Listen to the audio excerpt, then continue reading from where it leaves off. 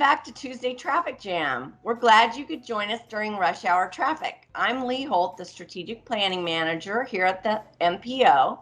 I'm here with my co-host, Alvimarie, who you may remember from episodes 1 and 3.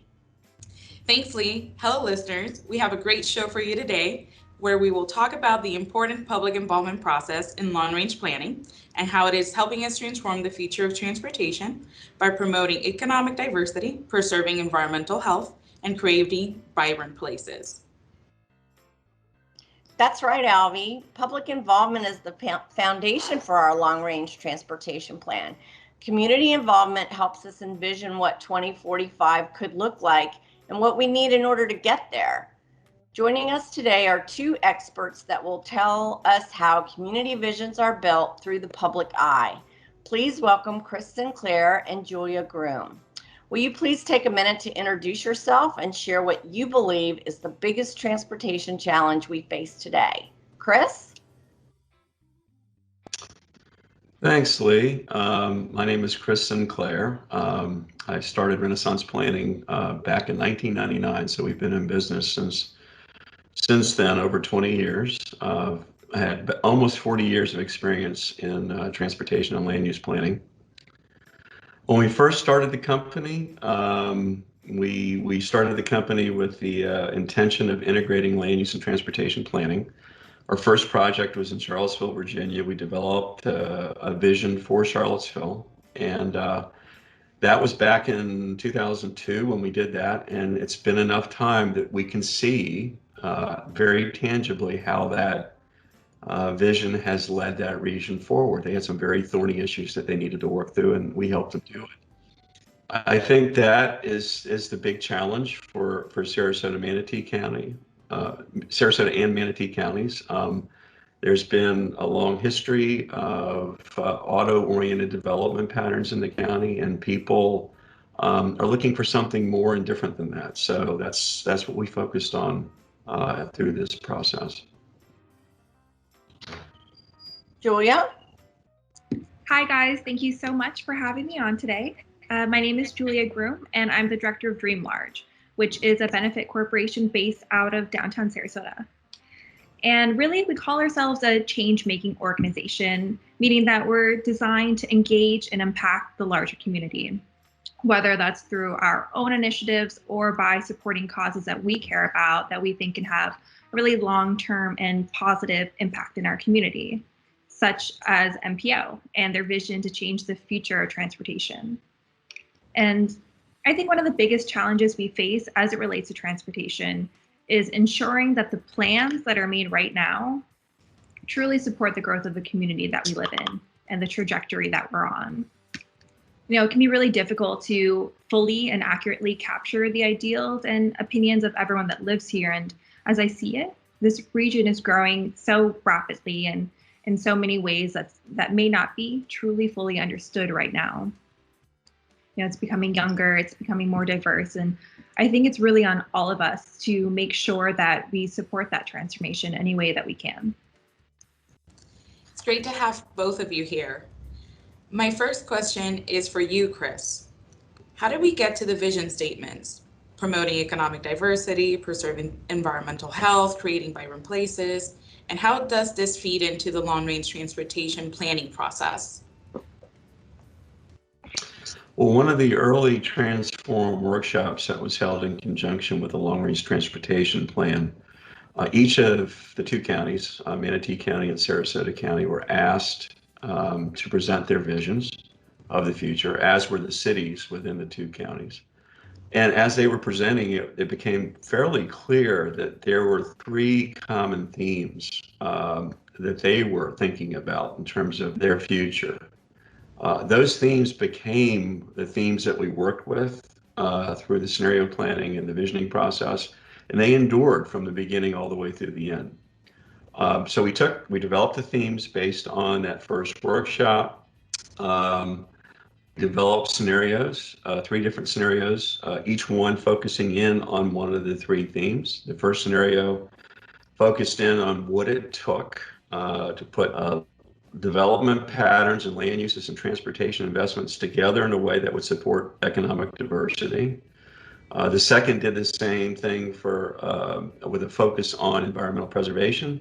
And the third focused in on providing transportation investments and communities that enable people to walk, use transit, take bikes, have choices in both where they lived and how they got around. We had a fourth scenario, which was the trend scenario, which basically took patterns over the last 40 or 50 years and extended those out into the future. We modeled the scenarios, we created maps of the scenarios, we presented that at the next Transform workshop, where people had a chance to review what we came up with. They had a chance to give us feedback about what they liked and what they didn't like. That corresponded with a survey that went out to a broader population.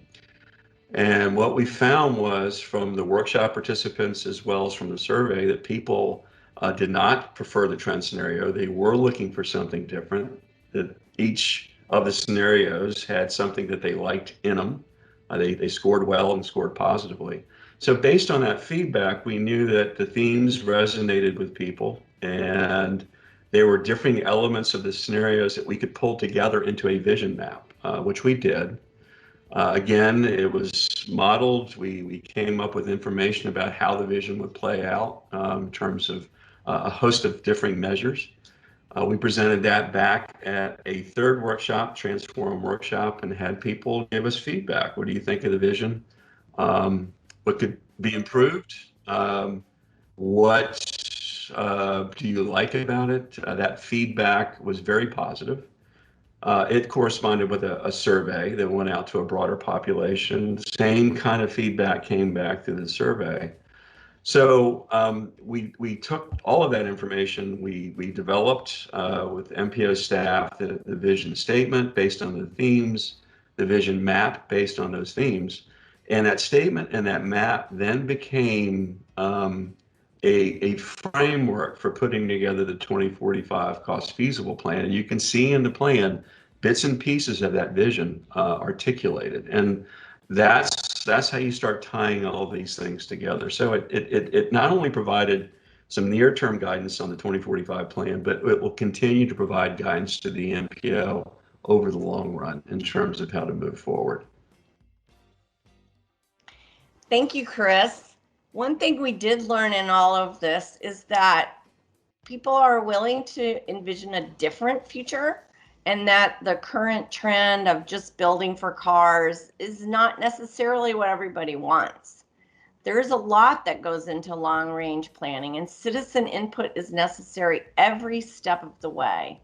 Julia, I know that you and your team have been involved in many outreach events in our area.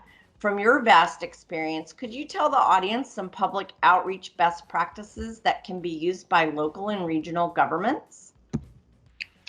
Surely, thanks.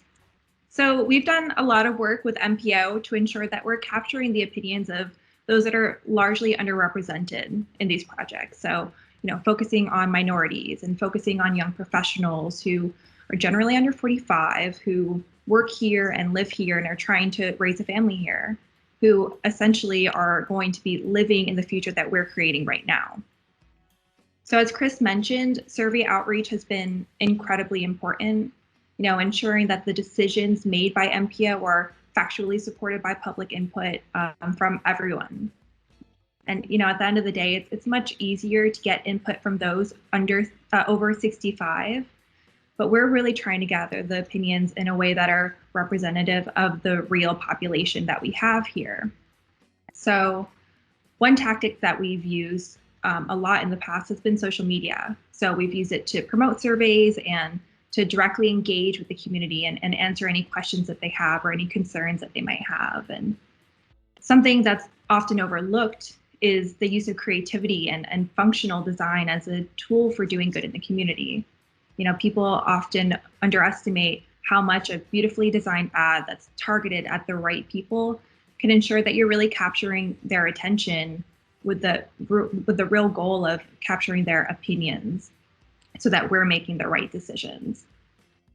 And we've also worked with the MPO to implement some more innovative tactics. And a really good example of this is Transform 2045, which is a program of Transform Tomorrow geared towards those under the age of 45.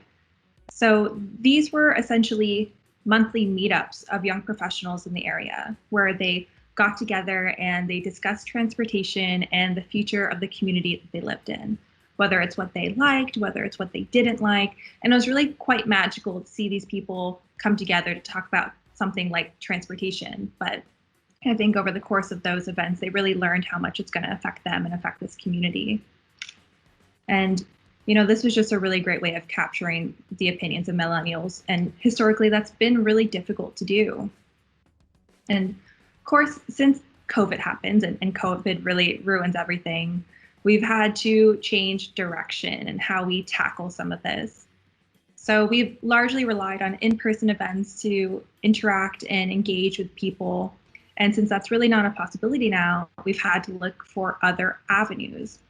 And social media, which we talked about a little bit earlier, has been great. And newsletters have been great. And live streams of MPO's meetings have been really wonderful as well. But something that's been really quite innovative is actually these Tuesday Traffic Jam podcasts. This is a really interesting way for MPO to truly engage with their audience in a virtual way while answering their questions and educating them on the work that they've accomplished, and also showcasing some of the support that they've gained and the people that they've worked with to make this plan become a reality. Thank you, Julia. Well, that was a great conversation, and thank you both for talking about how citizens help feed the scenario planning process and for sharing those before and during COVID-19 outreach best practices. I would like to close the interview with one last question. What are you most excited to see in the future of transportation for this region? What I thought was it was just a fun process to go through because it was clarity, I think, from the very beginning about what the future of Sarasota and Manatee region should be. There was enthusiasm about the future and what the possibilities of the future could be, and helping people articulate that in a series of statements in the vision map that we put together, and seeing how that can come to fruition over the long term. That was enjoyable. It was fun seeing people enjoying themselves and having fun and really caring about the future. The other thing is, I think the MPO has made a very important shift in terms of how it's putting its plans together, which is putting transportation into context. Transportation is not the ends. Transportation helps us live our lives better. It can help us preserve the environment. It can help us promote economic development and make our community safer. And there's a lot of larger goals that were articulated in the vision, and we use those goals to guide what kinds of transportation needed to help us achieve those things. And I just think that was a very important transformation in terms of the outlook of the MPO. Yeah, I definitely agree with Chris, and it's been really wonderful to see the shift in this community and how these transportation plans can really work towards achieving the vision, this long-term vision for this community. And at this point, I'm fully bought into the vision statements developed by MPO and Chris, and I believe that they accurately represent the future that we should be moving toward. And whether it's in terms of creating vibrant places or increasing economic diversity, they're really doing the work to bring more to our region, whether it's more people, more diversity, more business, and I think that's really exciting. Chris, Julia, thanks for your time and for taking a deeper dive into public involvement and scenario planning. If anyone has any questions or comment, as always, you can leave them in the comment box below. We will address what you send at the beginning of the next episode. And don't forget to let us know how we did. We'd love to hear from you. Yes, thank you both, our guests, for spending time with us here during your Tuesday Traffic Jam. And for all of the public, if you go to www.mympo.org, you will see a survey at the top asking, how would you spend $5 billion on transportation? Below are some buttons. The first will take you to the community needs map, where you can drop a pin on any location and leave a comment. And the other button will take you to the Tuesday Traffic Jams webpage, where you can see a list of all of the available episodes and all of the documents that go with the topics. This is what public involvement is all about. We hope you'll look, we hope you'll listen, we hope you'll comment. We really want to hear from you. We're still gathering input. Before we go, the next episode of Tuesday Traffic Jam will be posted on September 8th. In the meantime, don't forget to check out the available planning documents and let us know what you think. On that note, thank you everyone again for joining us for your Tuesday Traffic Jams. Have a great day, and whether you drive, walk, bike, or ride transit, please be alert and stay safe. Bye.